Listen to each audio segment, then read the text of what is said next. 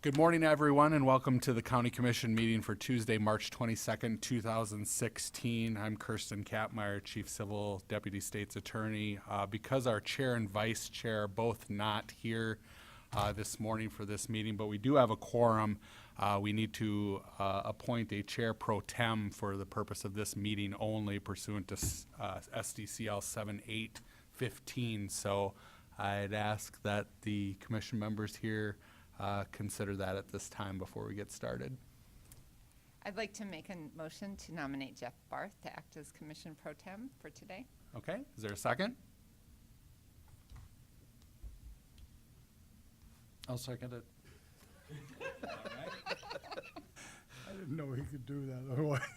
Oh, he's not the chair yet. I'll second. Okay, All whatever. right, thank you. Any other nominations? Otherwise, go ahead with a voice vote. All those in favor say aye. Aye. Those opposed?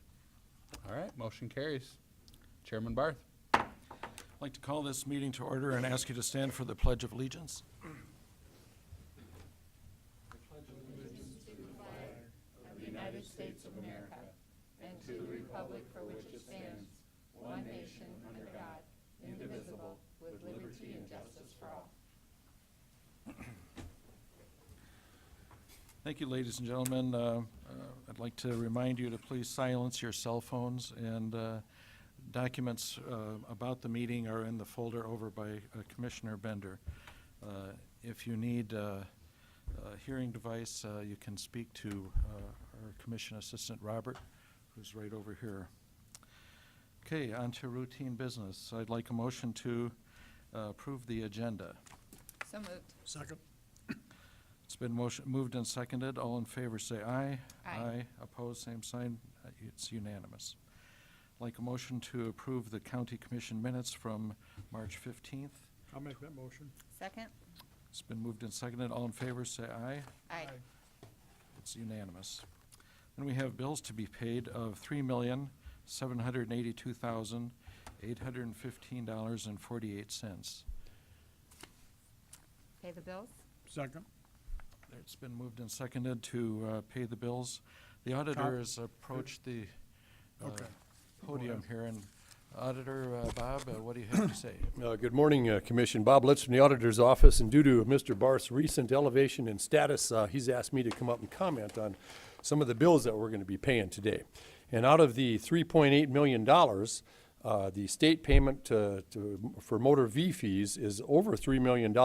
We send that in on a regular basis to the state. Also on the bills this week, the sheriff has 6 new vehicles, totaling $154,656. So, you know, the aging fleet that he has is getting replaced, as has been our plan for a long time, so it's happening now. Also, we made a huge investment in our insurance. There was 8 different insurance payments made to various parts of the county, totaling $218,788. And then also, in the amount of bills we had this year, as to CHS, Children's Home Society, we did our annual payment of $89,250. So those are some of the more notable items in today's bills. Thank you, Bob. Any questions for Bob? It's been moved and seconded to pay the bills. All in favor say aye. Aye. Opposed, same sign. Motion passes unanimously. We have reports that are on file with the Auditor's Office. We've got one from the Register of Deeds. We've got one from the Juvenile Detention Center. And we move on to personnel actions. Carrie Deaver.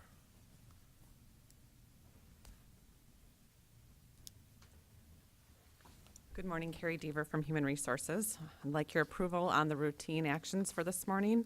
And I'd just like to make a quick comment that you'll notice that the first item listed is Wanda Marie Fox's retirement. She's been with the Commission Office for over 16 years, and we can't thank her enough for all that she's done. We certainly have valued her time here, and she was here before I was. Is there a motion on personnel? I'll make the motion. Second? It's been moved and seconded to approve personnel. All in favor say aye. Aye. Opposed, same sign. Motion passes unanimously. Item B under personnel is an addendum to administrative services agreement between our county and UMR Incorporated for health plan administrative services. Here about this time, I'm in front of you asking for your approval to have the chair sign an amendment for our UMR agreement. Typically, we negotiate fees in 3-year increments or 3-year contracts, and so we're in the middle of a contract right now. It's increasing approximately 3% each year. I have looked over the addendum to make sure that the rates are correct with what we've agreed both under the contract and due to recent conversations with UMR. So today, I'm asking for your approval to have the chair sign that amendment. Is there a motion? I'll make a motion to approve. Second. It's been moved and seconded. All in favor say aye. Aye. Opposed, same sign. Motion passes unanimously. Thank you. At this point, then, I'm looking for, we have Kyle from Equalization here on item 6A, an assessment freeze on a property tax, RDID number 22815. Again, this is an elderly assessment freeze through the treasurer's office. I guess I'm replacing the treasurer this morning. She was a little hectic with the lines and things down there, so we're asking for your approval for record ID 22815, 2000 property taxes in the amount of $738.78. Is there a motion? Motion. Make the motion. Second. It's been moved and seconded. All in favor say aye. Aye. Motion passes unanimously. And by the way, when there are only 3 of us here, we have to do every action unanimously. We can't pass something 2-1. Okay, notices and requests, there are none. Planning and zoning notices, there are none. Petition for compromise of lien, today we have none. And then we have opportunity for public comment. Anyone interested in coming forward to speak, please come forward, give us your name and address. Dan Shipper, 1404 South Kinderhook. I have something to pass out. Thank you.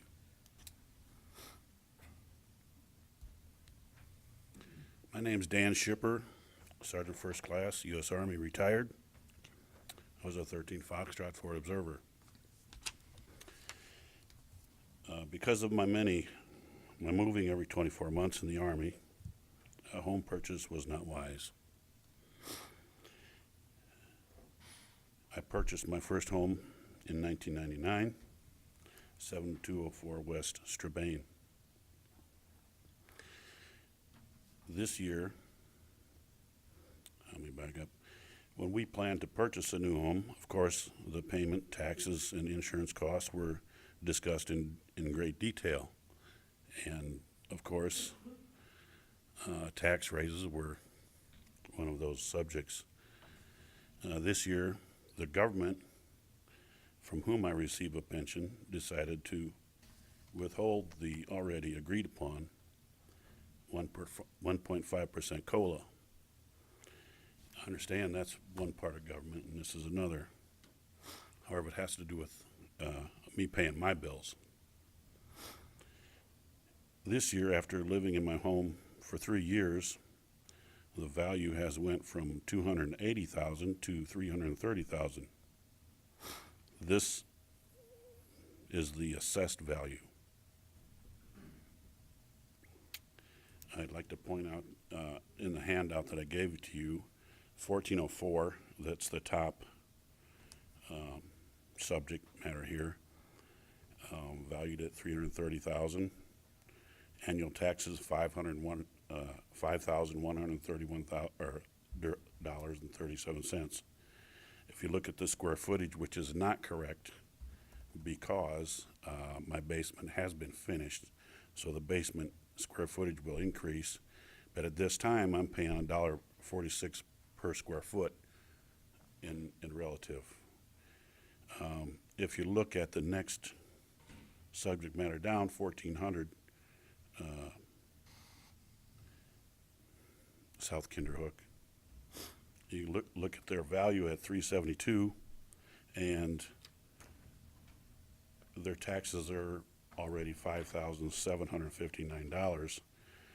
Their square footage is increased because their basement is fully finished, and that figure is in there. So their value, or per square foot is $113 per square foot. It's all relative. If you look at 1401, this is a little different, but it's still comparable. There's no basement finish, so therefore, in line, if you look at their value and their taxes, their cost per square foot is $1.69. You have to consider that they're paying more for the upstairs because it costs more to build that. Anyone I'm sure can see that. So 1408 and 1405 kind of fall in line where end result, their price per square foot, $100 and $123, is still a lot less than mine at $1.46 per square foot. Understand, mine will go down and it will even out because my basement or my total square footage will increase. However, as I look at these figures, I'm being taxed more heavily than just about anybody on my block. There's 5 comparables. Open any questions. Commission have any questions? What was your address again? 1404 South Kinderhook. Kinderfoot, Kinderhook. Kinderhook, okay.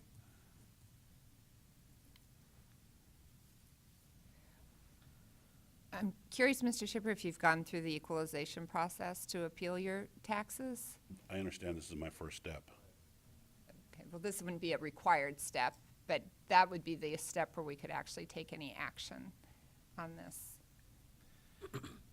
That's Are you correct. asking me a Yeah. question or are you making a statement? No, I was making a statement, I'm sorry. And the commissioner is correct. There is a process to appeal your valuations, and you know, the staff would be here as well at that time to bring forth their comparables and explain their reason for the valuations. I think, you know, you and I visited just briefly before the meeting, so not only did your valuation go up, but your taxes also went up, right? Because it's also possible that people's valuation would go up, but their taxes would stay the same. Have we gone past the date where we can appeal valuation? Dan, if you would let Kyle come to the podium. The deadline for valuation appealing was last week, Thursday at 5 o'clock, to go to the local boards of equalization, whether it's the town or the township. Okay, is there any other alternative at this point? No, sir, that's the first step in the process. If you do not accomplish the first step, there is no going on to the county or to the Office of Hearing Examiners. This is South Dakota codified law. Kyle, on our tax statement that we mail, our valuation statement that we mail out, that has the process on it, doesn't it? That is correct. We mailed out 71,000 of them with the exact same process on the back of the card. Do you have a recommended plan for Mr. Shepherd here as far as, He can come down to our office, request that one of the appraisers go out and take a look at his property. That will be sometime this coming summer. It will not affect anything until next year. Our hands are tied by state law. right? However, if there was a mistake made, your staff could maybe change that. Not at this point, no. For next year. Those numbers have been turned over to the local boards of equalization, whether it's the city or the township or the towns. The next step beyond that is then an appeal to you as the county board of equalization.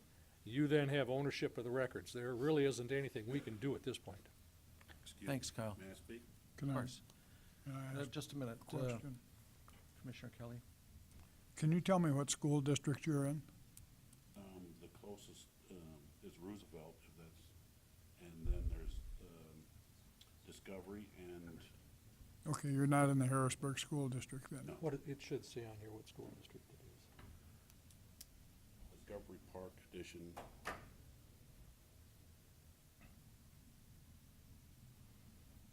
South Kinderhook is 49-5 Sioux Falls School District. Okay, thank you.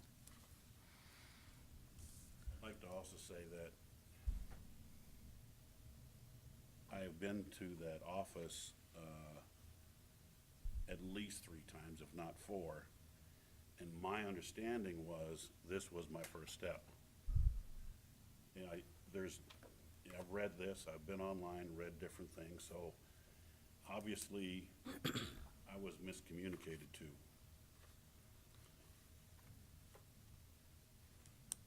Thank you. Any other comments from the commission?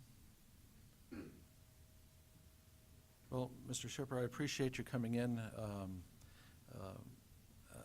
There's nothing we are going to be doing at this point, so thank you. Is there anyone else that would like to take advantage of the opportunity for public comment? Okay, if not, we'll move on to regular business. Item 10, the first item is a public hearing and second reading to consider a request for rezoning 16-01. Scott Anderson. Yes, thank you. Scott Anderson, Minnehaha County Planning Department. Today is a public hearing and possible second reading and possible final adoption of a rezoning 16-01. This is to rezone property described as Dawson Track 2 in the southeast quarter of Section 12, Township 102 North, Range 50 West. The property is located at 25773 472nd Avenue. This is generally described as the northeast quadrant of the Crooks exit right off of Interstate 29. This item has gone to the Planning Commission and was recommended unanimously for approval. The copy of the minutes from the February 22nd Planning Commission have been included for your review, and the hearing notice was published in the papers, and the hearing notice was set for today, so this is a public hearing. I'll be glad to go over some of the pictures with you generally and be then available to answer any questions.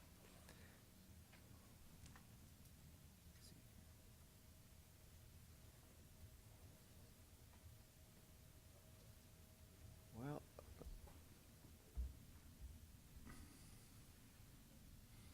okay, so this is the location of the property. You can see the interstate and the county highway that this takes access from. It doesn't have direct access to the interstate, of course. This is the proposed site plan by the applicant, and I'll mention that this is approximately 4 acres. It's 3.89 acres. The applicant currently has a large building on the property which has in the past been used as an agricultural enterprise as the tree farm, and there historically has been a tree farm at this site for many, many years. This is the shop that has been utilized by that tree farm activity. This is the property that's to the south, directly south of the proposed site. This is across the street to the east, and this is looking north. You can see the paved county highway from which this property takes access. This is looking directly south. You can see the bridge over Interstate 29 and the Crooks Renner Road or Highway or 258th Street.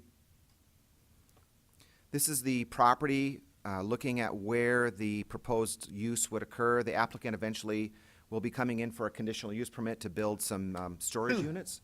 And this is the location of where those storage units will be constructed.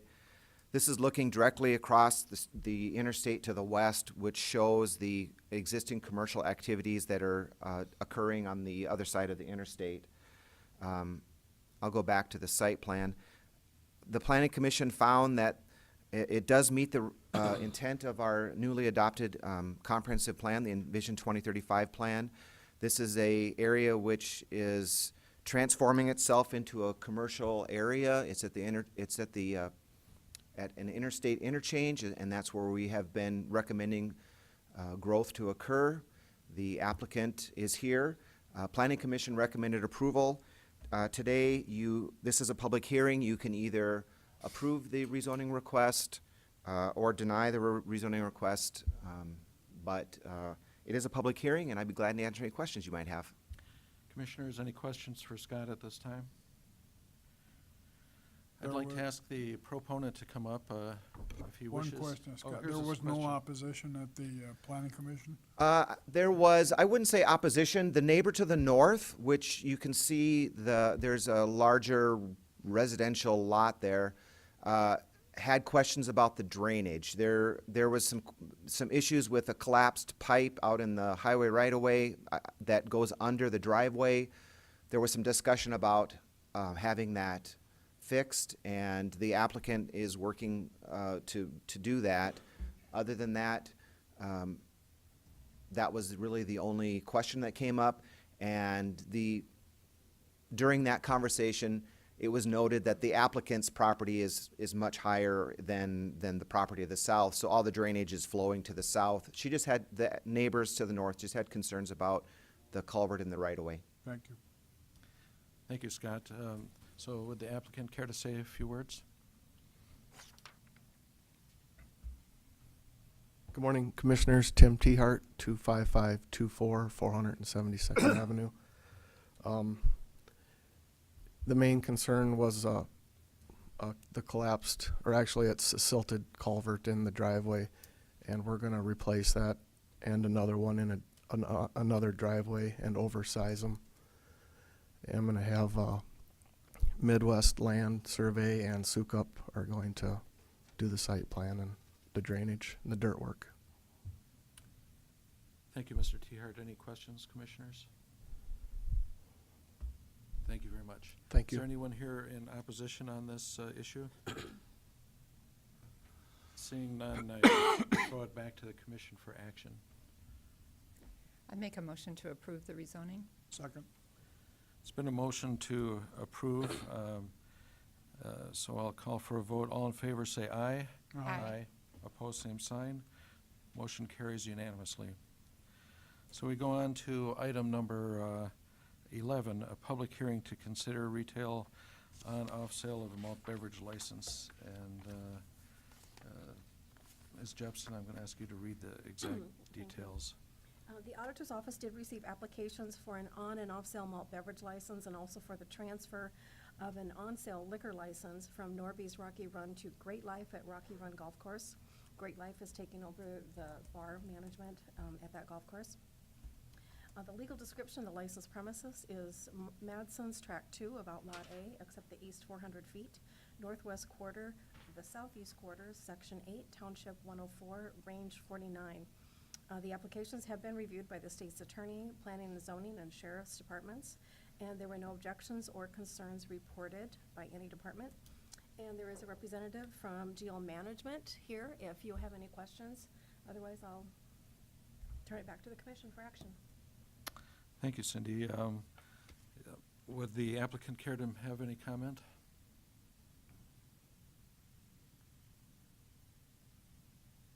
Don Hill with GL Management.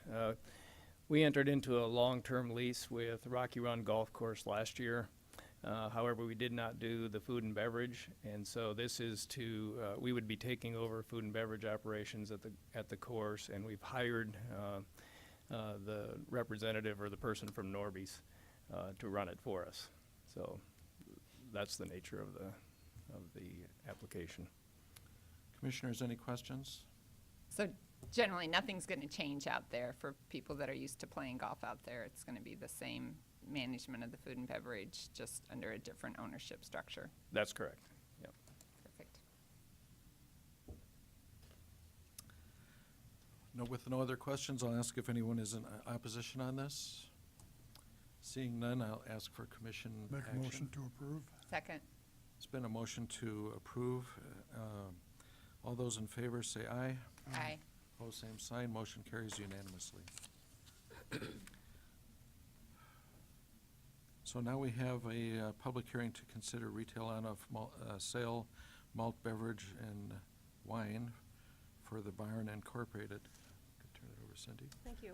The auditor's office received applications from Amanda and Josh Nelson for an on and off sale malt beverage license and an on and off sale wine license for the Barn Incorporated.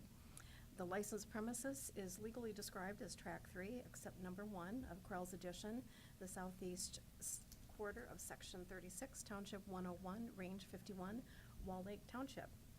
And these applications have also been reviewed by the state's attorney, sheriff's office, and planning and zoning, and there were no objections reported. The applicant, actually Josh, is here today to answer any questions that you may have. Any questions for Cindy at this point? We'll go on and ask the proponent if he wants to make any remarks.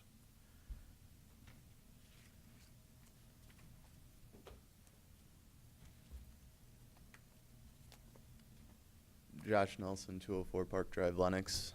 I think you're all fairly familiar with the project, so it's just kind of the next step in getting going.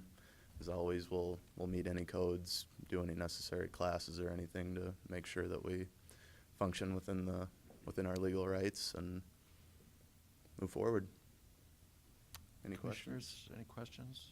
I'm just curious when you anticipate having your first event out there. July 2nd. Great, congratulations. Thank you. Josh, is that a party for the commissioners then, July 2nd? I was hoping to have one for you guys before.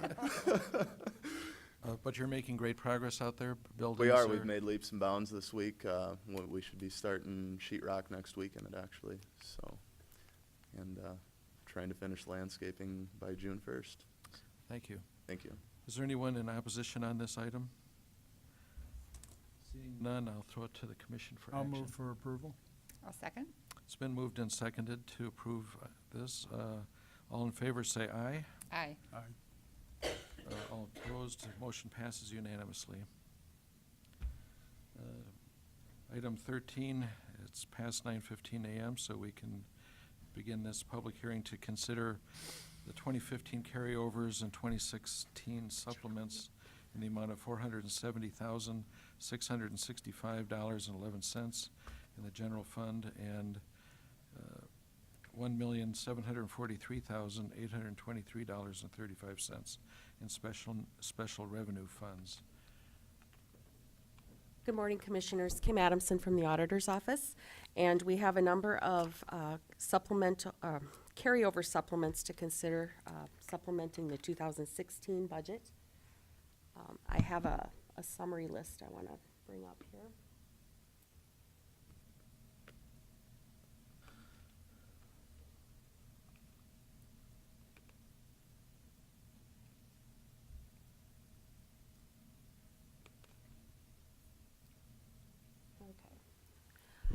There are a number of departmental items in the general fund, which you can see summarized here, totaling $470,000. These items fall into two categories, one being items that were budgeted in 2015 but were not paid during that fiscal accounting cycle. And so we typically do carryover supplements to supplement the 2016 budget. The second category represent grant funds that hadn't been expended by the end of the fiscal year. So we also carry those forward into the next budget cycle.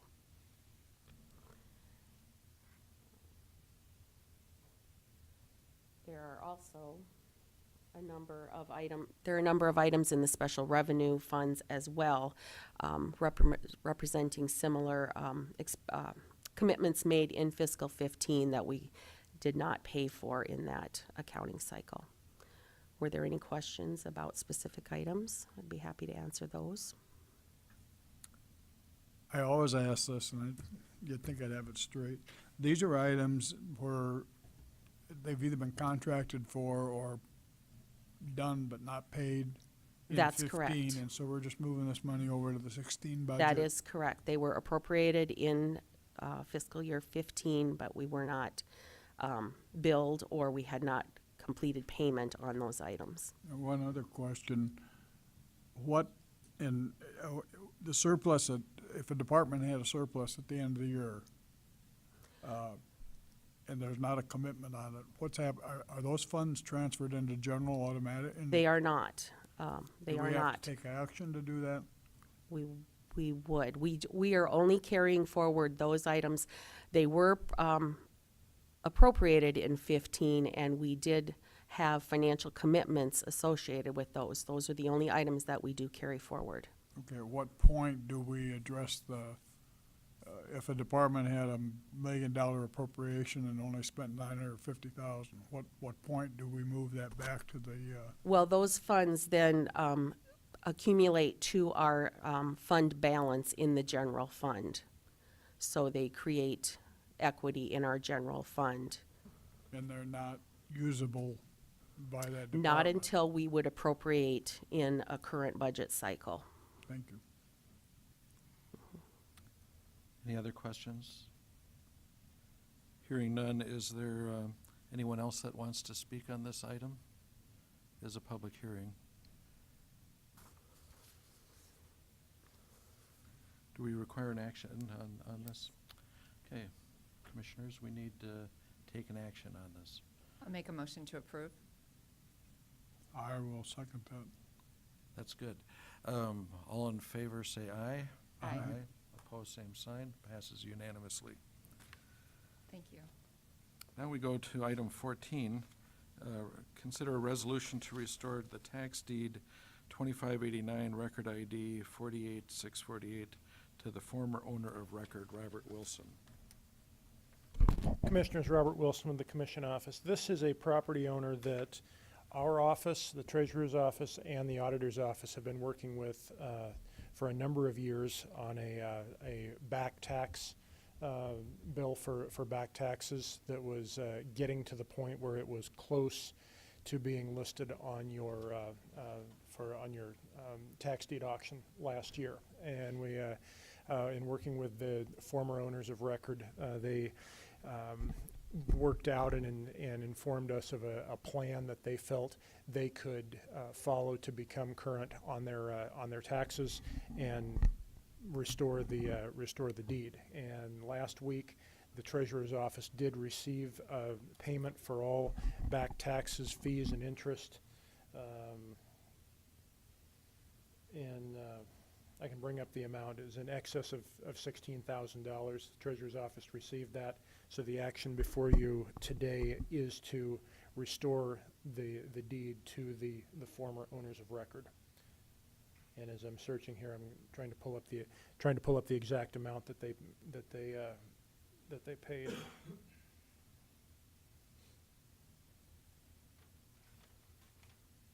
$16,197.44. So the motion, or the resolution that we're looking for your action on today is to restore the deed to the former owners of record based on the fact that they have paid taxes and are now taxes, fees, and all interest, and are now current on their property taxes. Are there any questions for Mr. Wilson? Robert, so this had obviously gone on for a few years, and thank you for working to bring it to resolution. Is there any other comment from anyone on this? Obviously, it's great news whenever somebody gets their taxes brought current, and it's good for them, good for us. So I'd make a motion to approve the resolution to restore the tax deed. Second. It's been moved and seconded to restore this deed. All in favor say aye. Aye. Opposed, same sign. Motion passes unanimously. So then I think we're on to 15. Item 15, Highway Department's here. To authorize the chair to sign a professional services agreement between Minnehaha County and HDR Incorporated in the amount of $99,380 for construction administration services for project MC 110-118BM-16 rehab structures, and there's two of them, 519240 and 524180. Good morning, Commissioners. Jason Reeves, project engineer with the Highway Department. These two projects were bid about 6 weeks ago, and Sioux Falls Construction, aka Journey Group, was the low apparent bidder and have been awarded the contract. After that, we enter into agreement with our engineering firm for construction administration services, which is mostly inspection for the two projects. The one bridge is a Big Sioux River Bridge near Minnehaha Rural Water. The other one is over Slip Up Creek on the short piece of roadway to Eros. These are rehabilitations to try to keep these two bridges in top-notch shape so that they're on, important highways, paved highways, so that we don't see any postings on those in anytime soon. So This is, like I said, Construction Administration Services with HDR, who is an engineering firm in Sioux Falls that we contracted to do the design on the project, and are asking for a new contract with them for these services. Commissioners, any questions? Is this the bridge on the Big Sioux north of Baltic, south of Del Rapids? Is that? Yes. Okay. Yep. Yeah. There's no interstate access to that county highway. It's Right. Highway 110. But Still, it's an important bridge. yes. Yeah. I think it's about 300 feet long. So to replace that bridge would be very expensive. So rehab is a good thing for it. Looked good to me when I drove over it at 60 miles an hour. Oh, maybe it was 55. But you guys, your inspection showed there was problems. Yes, there is we were originally only on that bridge going to do the low slump overlay on it, which is like a 2-inch concrete overlay, because the deck is becoming delaminated, so they take out the bad spots of the deck and put this 2-inch concrete overlay on it. And as it got inspected further, they found that it had one of the abutments had shifted and locked up and had cracked. So that added a pretty significant piece to this bridge, and actually that's part of one of the previous items with the carryover is this project, because we were going to just do that bridge last year, but this issue came into play and we had to amend the design agreement to do the abutment fix on that also. If I might, how long will that bridge be out of commission? It will be totally out of commission, I believe. There's 2 dates in there. It's somewhere around a month to 6 weeks, and then it will be 1 lane. That will be when they fix the abutment, because they have to jack the bridge up to knock out the old abutment and pour new concrete in place. So then when that's complete, to do the deck rehabilitation, they'll put it as a 1 lane with stop lights or stop signs on either end, and then they can do that in halves. And then that's how they'll construct the Eros Bridge also, because that's only the overlay. So we won't be impacting the Eros people a whole lot, because they'll be able to still use the highway, but only as 1 lane for about a month on that project. Thank you. Commissioners?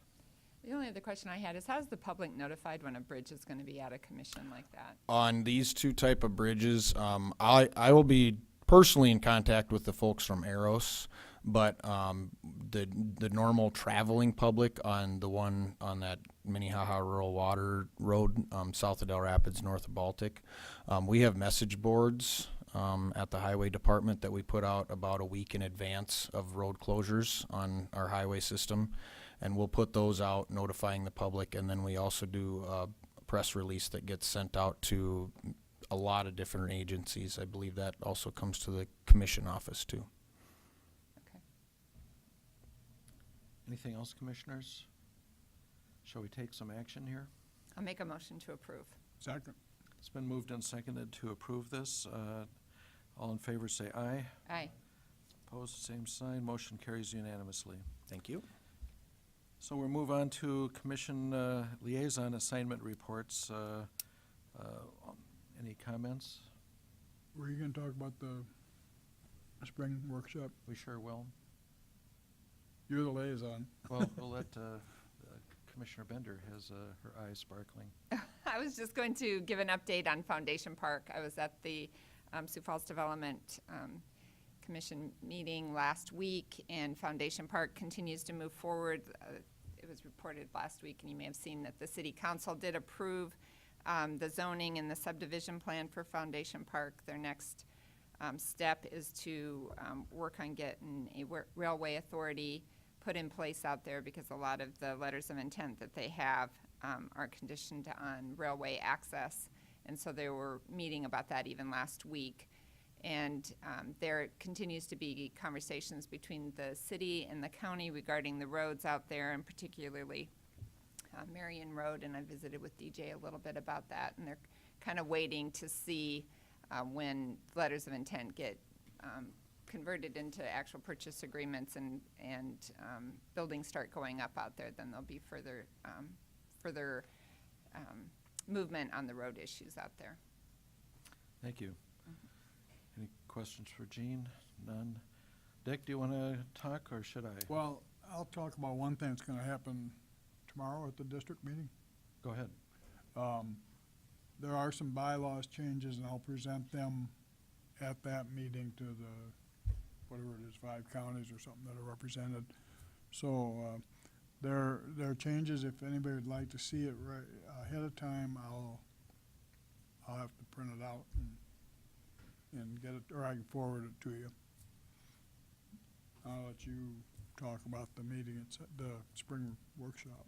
So Dick, one of the things we talked about was assessing every county $100 to support PILT, which is payment in lieu of taxes.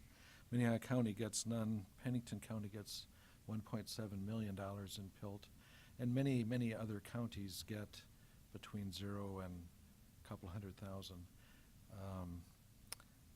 And certainly some of the smaller counties were not happy about having to spend $100, but this is what the board decided, and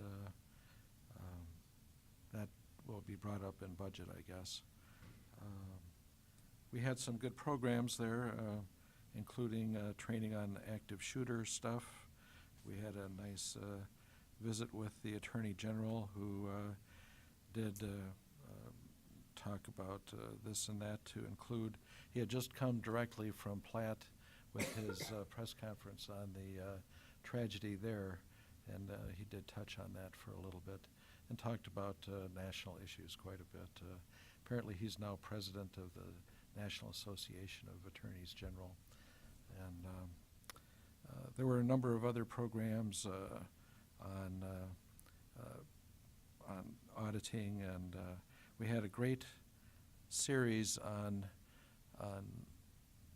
the Auditor General's report on counties, and it's way too complex for me to try to explain. I've got 3 bound documents explaining some of the stuff, and I think we may invite the Auditor General to come and put a presentation on here. But his testimony apparently was instrumental in getting the summer study to lean our way, which this has clearly been the most successful legislative season in my 10 years of being a county commissioner. It's the best year we've ever had. And the Auditor General is considered to be a real part of the progress there. Anything else? This was the same presentation they gave to the summer study committee. I think it really woke up, or at least highlighted some problems the county have to the legislators. The governor, not excitingly, but did sign Senate Bill 2, which is the distribution of the alcohol tax. I think the overwhelming support in the legislature is what prompted him to drop his opposition to it. He was only looking out for the state of South Dakota, but we were looking at the county's issue in this.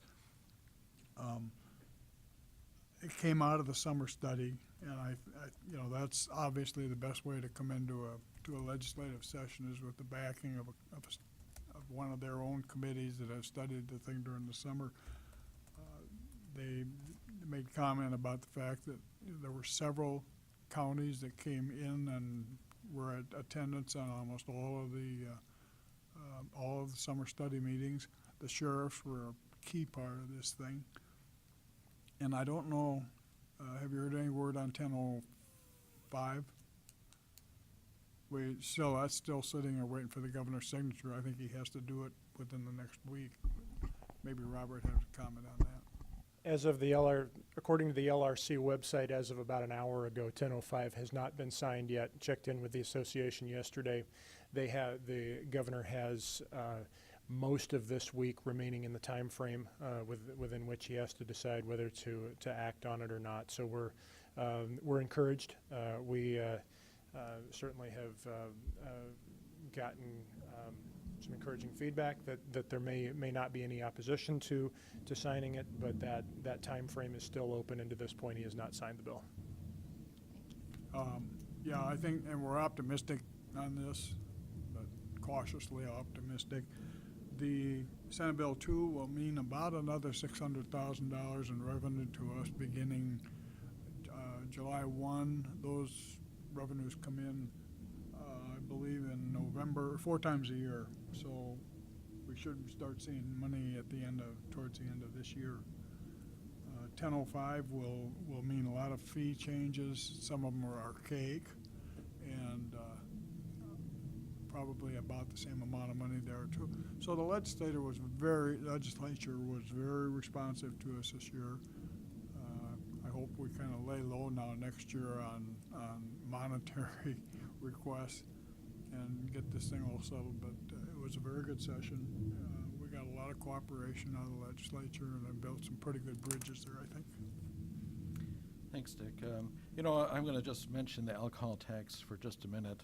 This whole time, counties have received no revenue from alcohol tax, yet we're charged with the prosecution, the defense, the incarceration of all these folks that commit offenses under the influence.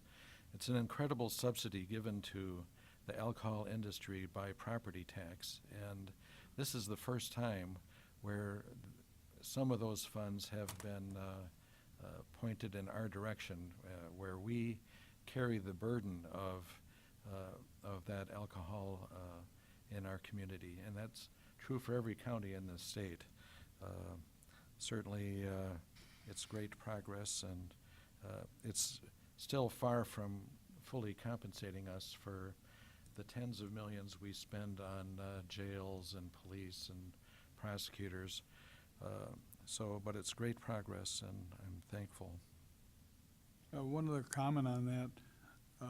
This does not mean a tax increase. That we're simply taking the state alcohol tax and redistributing it from the state getting 75% to the counties getting 25%, and the state getting 50%, and the cities get the other 50%.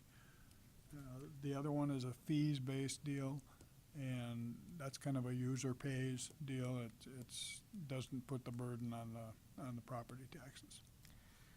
Good point, Dick, and I'm going to just say on the fees thing, some of those fees were set in 1872 before statehood and have not increased since till now. So thank you, and it was fun. Anything under new business? Anything under old business? I'd ask for a motion to adjourn into executive session for litigation. So moved. Second. All in favor, say aye. Aye. Opposed, same sign. Motion carries unanimously. We're adjourned.